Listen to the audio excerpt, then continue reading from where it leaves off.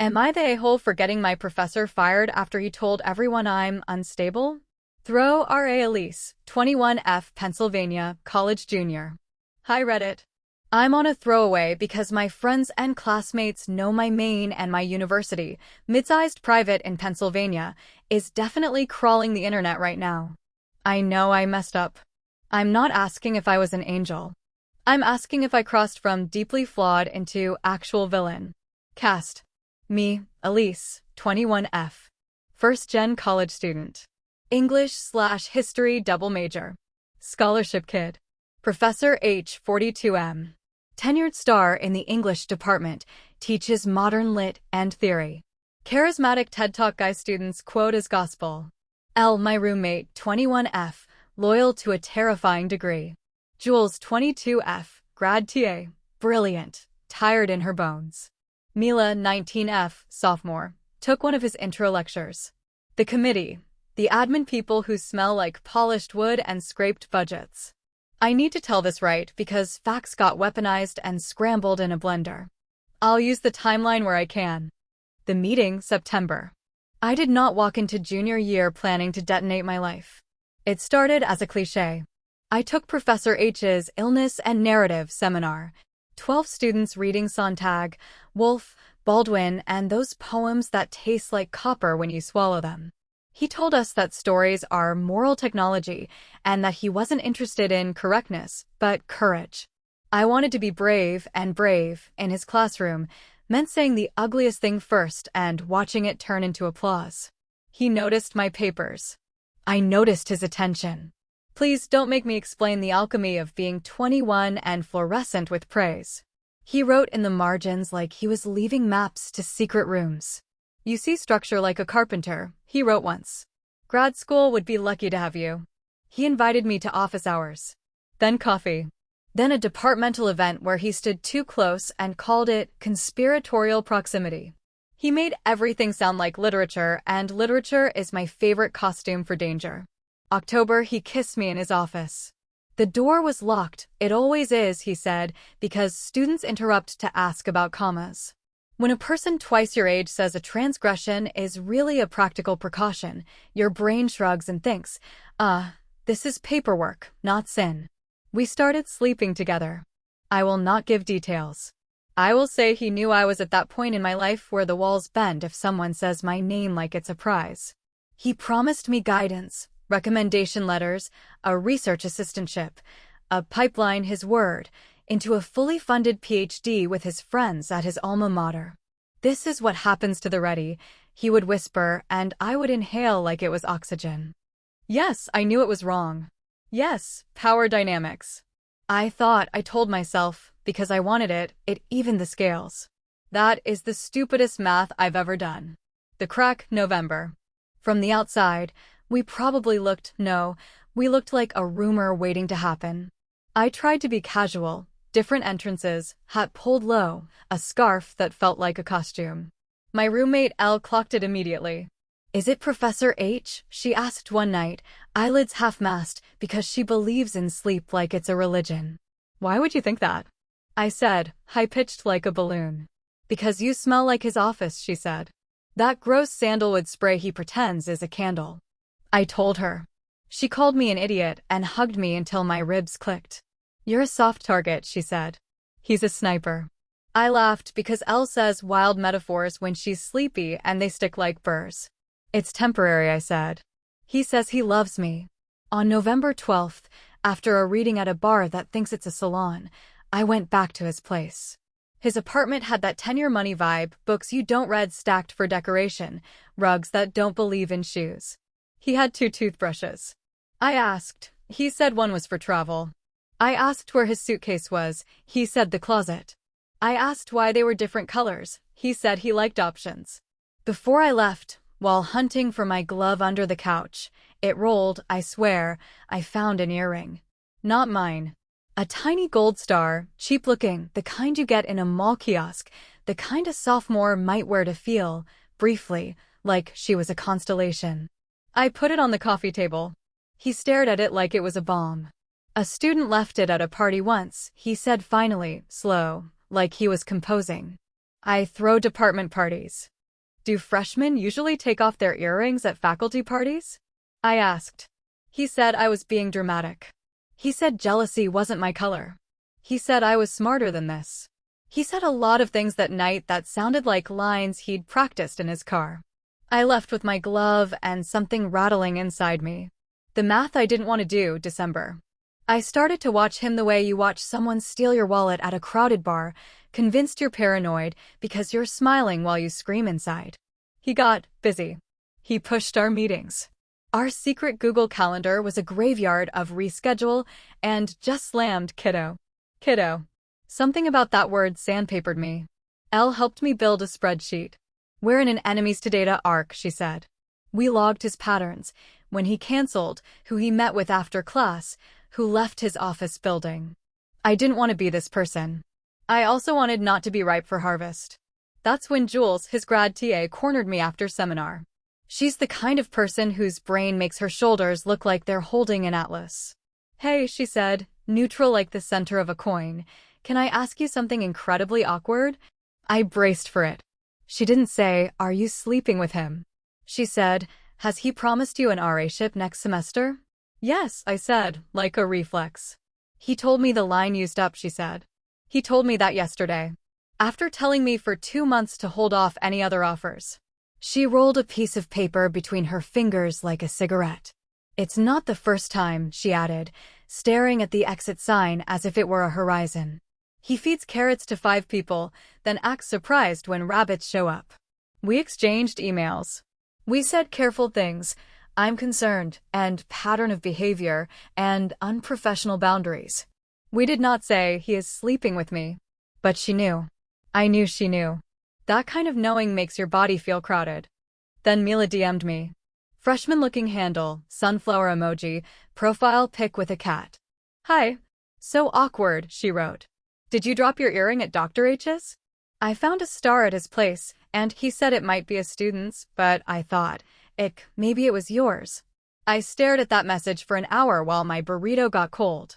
Then we met in the library where the chairs are made to discourage napping. She wore mismatched earrings. One was a star. He said he loved me, she blurted, like a rock thrown at a lake. The ripples were identical to mine. We took our 2 little ripples to Jules. I don't know why I trusted Jules, but I did. She shut the office door, and we shook with the kind of laughter that is just crying wearing eyeliner. There were more names. Jules had them. Rumors, grad student stories, weird mentorships that cratered, undergrads who switched majors after. The thing about patterns is once you see them, they light up like runway strips. That night, he texted me, you're quiet. Worried your imposter syndrome is creeping back in. Come over, we can fix it. Imposter syndrome. That phrase. Every time he said it, I felt like I owed him a thank you for naming the ghost he fed. The flip, January. Winter break, I went home to my parents' apartment where the heat clicks like a metronome. My mom works night shift at the hospital. My dad drives a bakery truck. Being with them makes me feel like the cosine of myself, some curve that never quite touches. I told them I was considering reporting a professor for unprofessional conduct. They stared at me like I'd said I was considering reporting the sun for being too bright. Elise, my mom said, so tired that the word bent at the middle. Don't poke rich people. But I was already poked. He called on Christmas Eve. I miss you, he said, his voice walled off like he was in a closet.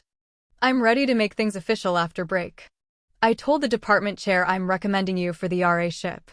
You're about to have more doors than you have hands. I wanted to believe him so badly my face heated. Then I heard someone giggle in the background. Not a TV giggle. The human kind. Hi, small, nervous. My stomach dropped like a coin down a well. Who is that? I asked. Don't be jealous, he said, soft, like petting a dog that might bite. That's unattractive. That was the last time I believed one of his sentences before checking it for thumbprints. Back on campus in January, I decided to break it off. I told him in his office.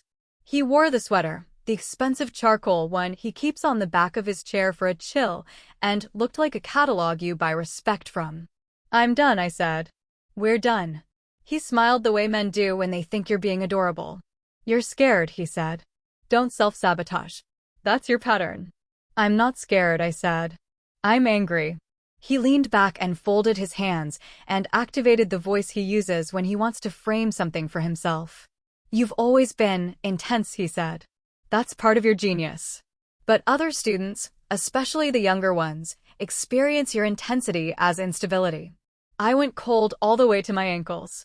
What younger ones? I asked.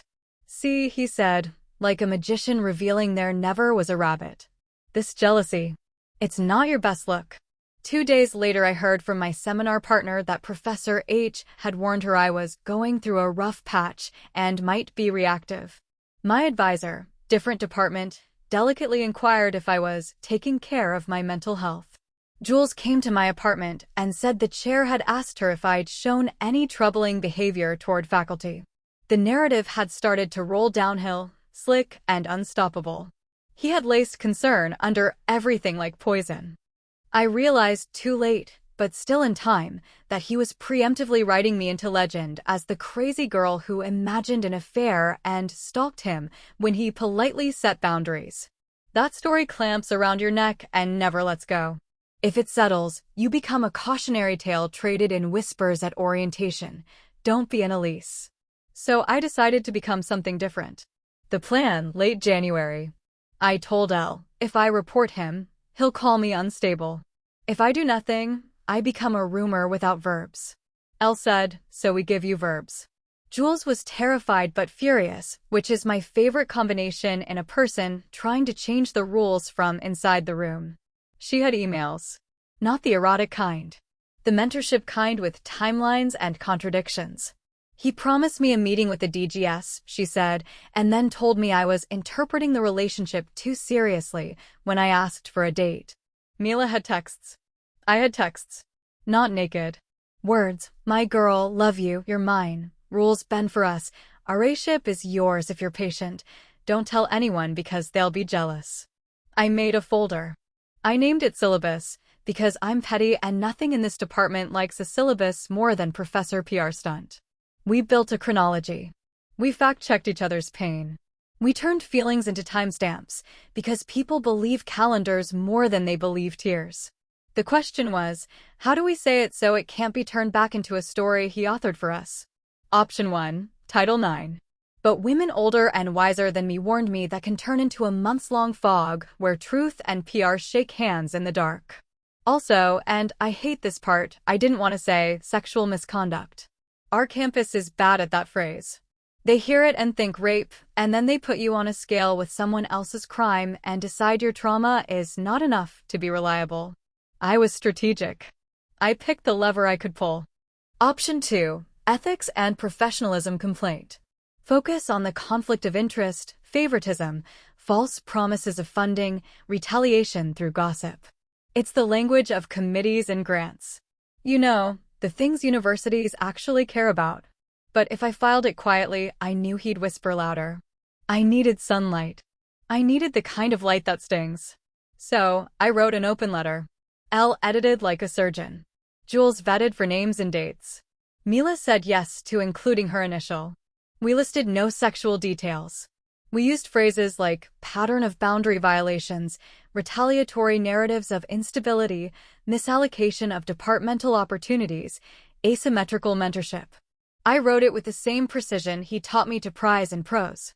Tell me literature isn't a moral technology, I dare you. We sent it only to people with power, the department chair, the dean of students, the ombudsperson, the Title IX coordinator, and the committee that handles faculty disputes. We CC'd ourselves. We requested written acknowledgement of receipt. Then I screenshotted the cover letter, with identifiers redacted, and posted it on the campus subreddit with the caption. If a professor has ever told you jealousy isn't your color while promising you the moon on university letterhead, my inbox is open. We deserve better mentorship than myth. It wasn't classy. It was effective. The fallout, February. You think the first thing that happens is justice. It's not. The first thing that happens is silence. The kind that hums because it's working hard. Then the whispers rewrote. A grad student DM'd me. He told us you've been harassing him because he didn't pick you for the RA ship.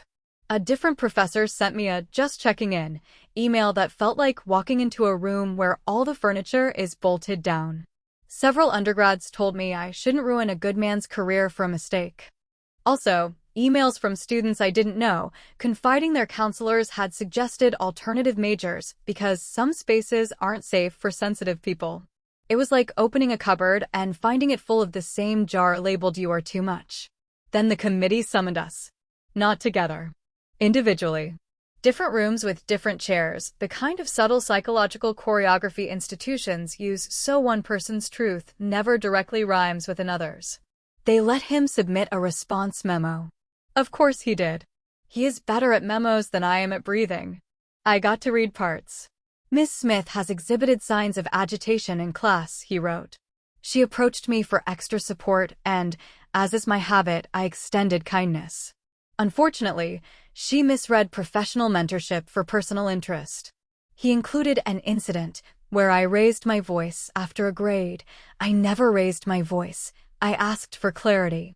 He included a witness who saw Ms. Smith waiting outside my office. I had office hours that day.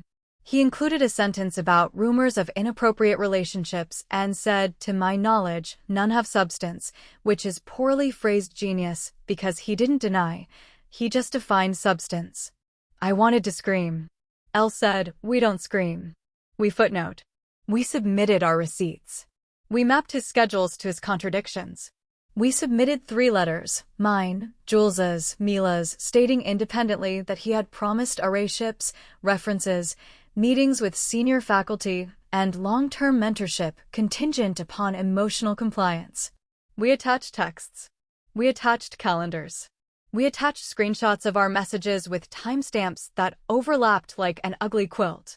Jules wrote, "The issue is not private romance. It is a professor leveraging his gatekeeping power to build a private harem of ments and punish those who resist or age out." Mila wrote, "He told me jealousy wasn't my color. I am 19 years old. I thought I was special. It turns out I was just newer." I wrote, "He turned my self-doubt into a leash and then told the yard I barked at strangers." We pressed send. And then the campus caught fire. The explosion, mid-February. Reddit did Reddit. People argued. Some called me a liar. Some called me a hero. Some asked for more details because pain is reality TV for the bored. Someone made a meme of my "jealousy isn't your color" line with a rainbow while spinning where my head should be. I hated that I laughed. Then local news sniffed it out, because journalism majors want reels. The committee went from "we'll contact you within 15 business days" to "we encourage you not to speak to reporters." I said, "Put that request in writing." They did not. 3 more students came forward. Once it wasn't just my lonely mouth open. One had a story from 3 years ago about a thesis derailed after she wouldn't meet him off campus anymore.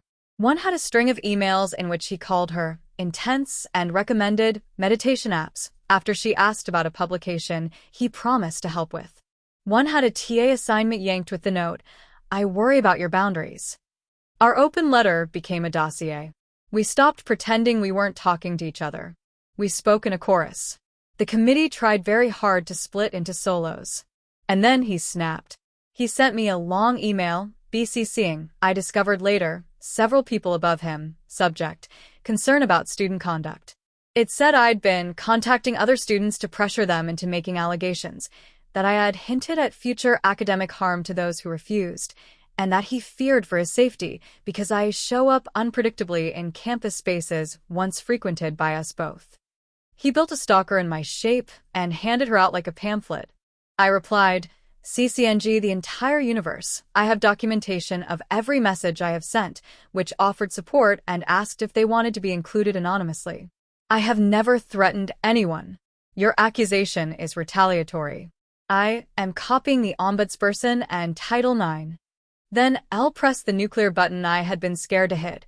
We posted 2 screenshots of texts, redacting his number and name, leaving the context. One from him to me. "Our A ship is yours if you keep this between us. Jealousy isn't your color. Love you." One from him to Mila. "You're my bright one. Don't gossip about our thing. People get jealous and it hurts your chances. I'll take care of you." We did not post the flirty stuff. We posted the quid pro quo implied in baby talk. It was enough. The campus paper ran a headline: Students allege pattern of manipulative mentorship by star professor. Alumni Facebook groups woke from their grave naps to argue about decorum. Someone spray-painted jealousy isn't your color on the humanities building and made it a color wheel. Facilities power washed it, but for a day the wall shouted. 3 days later, the committee put him on administrative leave. He emailed his classes that it was a sabbatical. A student replied all, LOL. The decision, March. There is a version of the story where that's the end.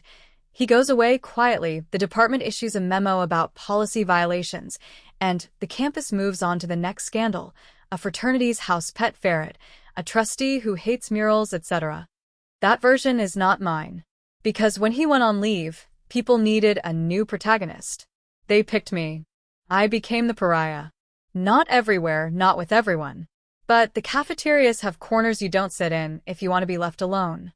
My study group slacked me to say they thought it best to work separately for now. Someone posted on YKYak, yes, it still exists here apparently, that I was sleeping up the ladder and kicking it out under others. I lost my on-campus job shelving books after a restructuring that restructured only me. A professor I admired told me, in a voice like a folded napkin, that I was very brave but should be aware of the consequences of spectacle. Meanwhile, the committee wanted more. They wanted dates, full names, copies of everything notarized, the exact time a 19-year-old first misread the temperature of a room. They write everything down in that slow way that feels like a trap. The investigation is still ongoing. I can't quote phrases because they make me sign things. He lawyered up. Of course he did. He told friends he was fighting a smear campaign. He posted a Medium essay about the perils of charismatic mentorship in an era of suspicion. His fans clapped. The post is down now. I suspect his attorney threw their body across it. Then last week, the email arrived. The committee concluded that Professor H had violated university ethics policies regarding conflicts of interest, professional boundaries with students, and retaliation. The provost accepted their recommendation. He is terminated. They did not use the word fired. They said contract severed. They said, we thank him for his years of service. They said the department is committed to rebuilding trust. They said, this concludes our communication. My hands shook reading it. I ran to Elle's room, and we screamed into a pillow like teenagers whose parents just left for the weekend. Then I went to class and sat alone. 2 people moved their backpacks off a chair to make room. I didn't sit with them. I don't know how to be the person who did the right thing and still lost the room. Why I might be the asshole. I slept with a professor. I participated in a dynamic that hurts other students. He used me as a carrot in front of others, and I liked being sweet. I went public. I used Reddit. I posted screenshots, redacted, but still. I wrote an open letter when a quieter process, maybe, could have worked. I framed the story with my words, and words are weapons. I aimed. I didn't file the first complaint about sexual misconduct. I filed about ethics, which felt more winnable. Maybe that erased other people's experiences. I burned a bridge for everyone in that department who just wanted to get through the year. Maybe I cost some grad students funding because the department will now restructure things in the name of healing, and restructuring is administration for cut. I made him lose his job. That's not nothing. Jobs buy groceries. Jobs pay for other people's kids' swim lessons. Joblessness is not a punchline. Why I might not be the asshole. He targeted me and others using the language of care to extract obedience. He dangled opportunities like mistletoe and then called us unstable when we kissed it. He retaliated proactively. He seeded the crazy girl story before I said ouch. That's not just spin. That's warfare. He held keys to institutional doors and charged admission in secrets, flattery, and silence. That is definitionally abuse of power. I redacted. I kept other people's private lives private. I posted only what showed professional harm and quid pro quo flavoring. He chose his own consequences when he turned mentorship into a buffet where he was the chef and the one feasting. What I want. I want to finish my degree without being a trivia answer at parties for people who hate me. I want to apply to grad school without my name flickering like a hazard light on a listserv. I want the girl who's a freshman right now, who writes like a knife, to choose English and never once think that being smart is a currency she can spend on kisses to buy appointments. I want my life back, but with better lighting. Am I the asshole? Top comments. You/throw away plant mom. NTA. Power imbalance 101. He's a grown man who built a career playing professor husband to his students. You didn't get him fired. He fired himself when he turned mentorship into dating apps. Also, jealousy isn't your color is going to be on a t-shirt in a week. You/adjunct angst. As a faculty member, I'm saying this loud for the people in the back. Romantic relationships with current students are unethical. Even if your institution's policy is squishy, the conflict of interest is a glacier. You did the profession a favor. NTA. You/sophomore year 2. Soft ESH for the initial affair, but hard NTA for exposing him. When he started smearing you, you had to protect yourself. Also, I know the star earring girl archetype.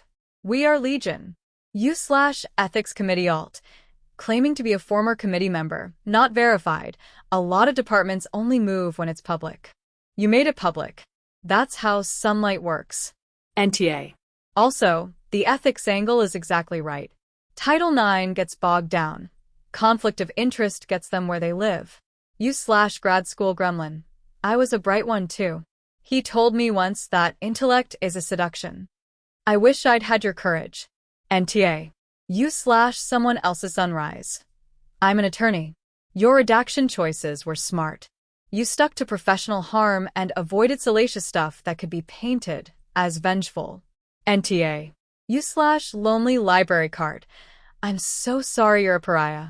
People hate the mirror more than the mess. They'll forget. Or you'll graduate. Either way, you win. NTA. Edit 1 because I see this a lot, but you consensually slept with him. Isn't that on you? Yes. I did. And that's on me. If you need to stamp me with ESH for that, stamp away. I'm not asking for a medal for my early choices. I'm asking if my later actions make me the asshole. The retaliation started before I said word 1. He built me a straitjacket called unstable because he knew the minute I stopped being useful, I'd be dangerous. Also, for those saying you ruined his life, he's a star. He will publish a book about this called Mentor Misread, The Cost of Caring, and do a podcast circuit and get hired by a different school with a redemption narrative. I know the genre. I major in it. Edit 2. On why didn't you go to Title IX first? Because I've watched friends go Title IX and vanish into fog. Because I calculated the leverage I had and used the lever marked money plus reputation. Because I know this institution cares about donors and national rankings and whispered warnings to visiting faculty more than it cares about my diary. I went where the power lives. Edit 3. On my ruined career. A professor, not him, offered to write me a letter addressing the elephant in the room, which made me want to live in the woods forever. Jules says, we make our own pipeline. She's helping me submit a paper to a grad conference. Elle says if I don't apply to at least 3 fully funded PhD programs, she'll replace my coffee with decaf for a month, which is terrorism. I'm scared. I'm trying anyway. If anyone has advice on owning this in statements without sounding like a scandal sheet, please leave it. Update 1 week later. Because several people asked for closure, the department sent a follow-up memo to interested parties. That phrase made me choke, clarifying that Professor H is no longer employed and that they are reviewing policies regarding faculty-student relationships and mentorship. They're forming a student-faculty working group. Jules and I were asked to participate. Mila declined. She needs to be 19 in peace. The campus vibe is still weird. I lost 2 friends I thought were forever because it's exhausting to be around this. I get it. I'm exhausting even to myself. On the other hand, I met 3 freshmen who said they picked English because they saw that students here can push back and be believed. I cried in a bathroom about that, and Elle sat outside the stall and played Tin Pan Alley songs until I laughed. A reporter from the city paper emailed me. I said no. I am done being a chew toy. I saw him on the sidewalk yesterday, packing a box into a lift. He looked smaller, like the wind turned his edges down. He didn't look at me. I didn't want him to. I wanted him to see every girl shaped like a sophomore star. I wanted him to feel their gravity for once. I walked past. The bricks looked very red. The air felt like it belonged to me again. Verdict from the mod bot. NTA, top comment consensus. Verdict from me. I did a bad thing and then a good thing. I'm trying to make the good thing louder. Comment replies, curated. U/throw R A Elise OP. U/adjunct angst. Thank you. It helps to hear faculty say it plainly. Half the battle was the way he turned theory into fog. If someone had written "Don't sleep with your students" on the chalkboard in permanent marker, maybe fewer of us would have thought the rules were decorative. U/throw R A Elise OP. U/sophomore year 2. Your ESH stamp is fair. It matters to me that I don't dodge the part where I was wrong. I'm trying to be a grown-up about it, which feels like wearing shoes a size too big. U/throw R A Elise OP. U/someone else's sunrise. Your phrasing about professional harm versus salacious detail will live rent-free in my head. I keep hearing his safety email and wanting to build a time machine to stop the person who panicked when she read it. The redactions help me focus on the harm, not the heartbreak. U/throw R A Elise OP. U/lonely library card. People hate the mirror more than the mess. I wrote that on an index card and taped it above my desk. Thank you for feeding me something that isn't poison. Update 2, 3 weeks later. The pariah part. I've learned that being the person who changes a room means becoming the room's draft. The door opens and people shiver. They blame the wind. You become the wind. Here are the small costs that don't make memos. The coffee shop by campus used to give me the student discount without asking. Now they ask. It's not the 60 cents, it's the question mark. My group chat went quiet. Then it made a new chat without me. Elle told me gently. I said I didn't care. I cared. In workshop, I used to be the person whose comments got eye contact. Now my voice makes people find something interesting in their notebooks. At a party, someone asked if I was the girl from Reddit. I said yes. They said, "You seem taller online." Then they laughed like it was kind. There are also gains, and it would be dishonest to pretend otherwise. A freshman showed me a poem that hurt my teeth in the best way. She asked if I could read her next draft. I said yes, with boundaries. A different professor said he's mentoring in pairs now, never privately, and rotating opportunities by a transparent rubric. He thanked me for forcing clarity. The dean emailed to ask if I'd help design a mentorship compact students and faculty sign at the start of the semester. I said only if students help write it. He said yes. Am I a pariah? Some days. Some days I'm a lighthouse that forgot it could spin. Some days I'm just a girl who wants to read about whales without thinking about power. I think that's all I have for now. Thank you for the judgments, the DMs, the solidarity, the hard truths. I'm going for a walk. The leaves are doing their best impression of confetti, and for once, it looks like it might be for me. Update 3. The Fallout Year. Frau era Elise. Hi again, Reddit. I didn't think I'd post another update, but it's been a few months, and the aftershocks deserve their own chapter. I'm calling this the Fallout Year because that's what it feels like, radioactive quiet that glows under the door at night. Spring semester. After the investigation closed, campus life didn't just go back to normal. It reassembled into something quieter, watchful. You'd think firing a beloved professor would leave a clear line between villains and victims, but universities don't draw straight lines. They smudge them. Classes. I switched out of the English department for half my credits. I'm now doing most of my writing work under the history chair, who's quietly amazing. She told me, "Every scandal produces orphans. Come sit with the orphans." I nearly cried. The seminar room. The first time I walked back into the building, the walls felt taller. Someone had scraped the "Jealousy isn't your color" graffiti so thoroughly that you could still see the faint letters like a ghost bruise. A TA whispered, "That's her," as I passed. I didn't turn around. Elle, my roommate. She's the kind of friend who throws emotional punches in the dark. One night, after someone had left an anonymous note in our dorm mailbox that said, "Hope you're proud of yourself," she taped it to the wall and wrote under it in Sharpie, "We are." That stayed there until housing did inspections. She had to peel it down, but she left the tape outline.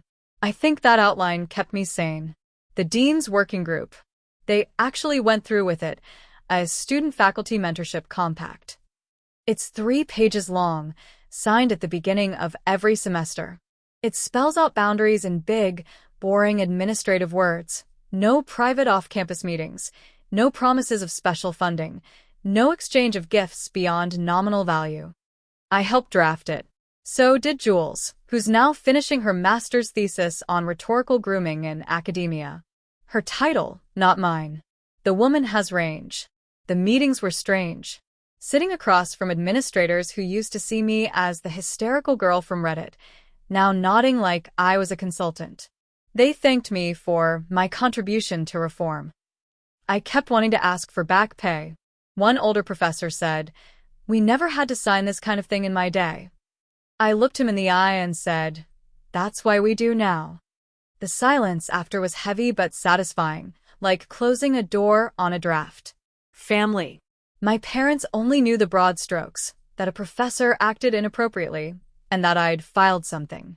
When the story hit local news, they called me in a panic. My dad's first question was, "Are we getting sued?" My mom's was, "Are you safe?" When I explained what really happened, they both went quiet. Then my mom said, "Good. Don't let people like that eat the world." A week later, she sent me a card that just said, "Proud of you even if you're tired."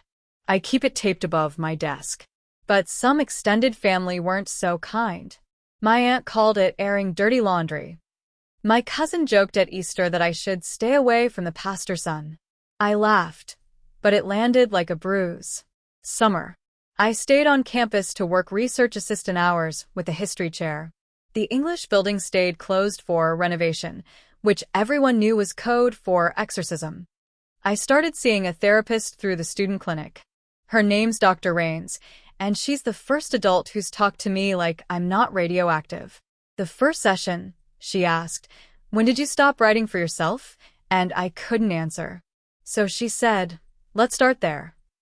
By August, I'd written a short story, fiction, technically, about a lighthouse that falls in love with a shipwreck. It got accepted in a student journal. Small victory, but it felt like planting a flag on real ground again. Update 4, the interview. October. I applied to grad school. This was the hardest part because my personal statement couldn't avoid it. It's the elephant that audits every class with me. So I wrote about it directly, not salaciously, but academically.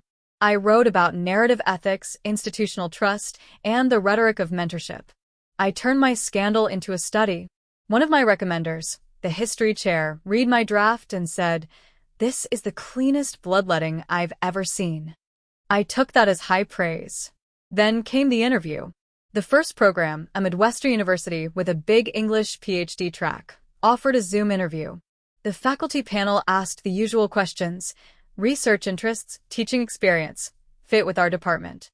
Then one older professor said gently, "You've had a complicated academic journey. How have those experiences shaped your understanding of professional boundaries?" It wasn't accusatory, just curious. I took a breath and said, "I learned that mentorship is sacred. I also learned that transparency is armor. So I plan to teach and mentor with both." Silence. Then nods. Then someone smiled. I got the acceptance letter a month later. Fully funded. I screamed into a pillow again. Elle recorded it this time for posterity. Update 5. The professor's book. He reappeared. 6 months after being fired, Professor H self-published a memoir/essay collection on Amazon called In the Margins: Mentorship, Misinterpretation, and Modern Academia. It's exactly what it sounds like, 240 pages of intellectual gaslighting in MLA format. He never names me, but he describes a brilliant but troubled undergraduate who mistook intensity for intimacy. That phrase is practically my name in the faculty lounge. He frames it as a case study in the dangers of blurred pedagogy. The kicker? He dedicated it to my former students who taught me what teaching truly means. It hit small literary Twitter circles. Some of his old admirers called it brave. Others called it PR with footnotes. I called my lawyer, the Student Legal Aid Clinic, and asked what could be done. The answer: nothing, unless he defamed me by name. He hadn't. Just description. So I wrote a rebuttal, not online, but in a zine. It's called Unblurred. It's part essay, part poetry, part documentary archive of what power looks like when it's smiling. We printed 500 copies. They sold out in 2 weeks. The profits go to a student legal aid fund. Sometimes the best revenge isn't louder, it's better written. Update 6. The conference. Fast forward to March, my first year of grad school. I presented at a national conference in DC, a paper on narrative contagion, the afterlife of institutional scandal. It used anonymized data, including my own experience, to discuss how rumor becomes reputation and how women in academia are often mythologized instead of believed. After my talk, a woman in her 40s came up to me. She was a professor from another university. She said quietly, "We had one like him. We didn't have one like you." That night, at the reception, a group of grad students bought me a drink and asked about the line, "We footnote instead of scream." They said it's going on their lab door. I called Elle from the hotel hallway and told her. She said, "So you're folklore now. Congrats, legend." Update 7. The return home. I visited campus the next fall for a reading event. My name was printed on the flyer under alumni speaker. It felt surreal. The same department that once treated me like a scandal now handed me a microphone. The room was packed, students, faculty, a few familiar faces who couldn't meet my eyes. I read an essay called The Archaeology of Rumors. It wasn't about him, but it was about excavation, about digging through layers of narrative until you hit truth. Afterward, a freshman came up to me, eyes wide, and said, "I was in that mentorship workshop you helped start. It's the reason I reported my TA last semester when he started texting me weird stuff." She smiled. They listened. That night, walking past the old humanities building, I saw something new. On the wall where the graffiti once was, someone had spray-painted a fresh message in thin, careful handwriting. "Clarity is your color." I don't know who did it. I didn't touch it. I just stood there and cried. Final update. The verdict a year later. Am I the asshole? Verdicts are usually neat. NTA, white yay, ESH, and H. Real life doesn't hand out neat labels. If Reddit asked me again, am I the asshole for getting my professor fired? I'd answer differently now. Yes. I'm the asshole who believed a man twice my age who said I was special. I'm the asshole who thought love could equalize power. I'm the asshole who stayed silent too long because I liked being chosen.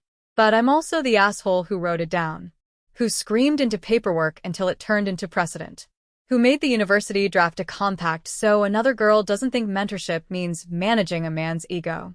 So maybe I'm not the asshole. Maybe I'm just the author. Top comments from later thread reposts. You/bookish rogue. This reads like a novel and a court transcript had a baby. You're not the asshole, Elise. You're the author of your own reputation. You/old grad prof. I teach at a university in Ohio. After reading your story months ago, I instituted a new policy. No private meetings with students without a visible open door window. You changed the profession, kid. Entia. You/poetry is revenge. Sometimes the best revenge isn't louder, it's better written. Tattooed that on my thigh. Metaphorically. Mostly. You/Mila Starlight. Yes, the same Mila. Elise is too humble to say this, but the rest of us got counseling paid for because of her case. She's not the asshole. She's the reason I still study literature. You/L_sleep deprived. Roommate here. Confirmed. She still screams into pillows. But now it's mostly when she gets good news. You/Jules grad life. She's being poetic about me again. For the record, she made that compact actually readable. Admins write like furniture. She made them human. NTA times infinity. Epilogue, the moral technology. It's 2 years later. Elise is 23. She's teaching a composition section titled Storytelling and Power. On the first day, she tells her students, "This class is about how stories can save or sink people. Sometimes both. You will write essays that change your life if you're honest enough to be wrong first." She doesn't mention the professor. She doesn't have to. His story ended where hers began, in the margins. When students linger after class and say, "I love your lectures," she smiles and says, "Thanks. Please also love your own writing." There are rules now, written, signed, laminated, about mentorship, conduct, and transparency. Students joke about Elise's law. She laughs, embarrassed. But secretly she's proud. Because somewhere in Pennsylvania, in a department full of rebuilt trust, there's a faint outline of letters still etched into brick, even after 100 washings. Clarity is your color.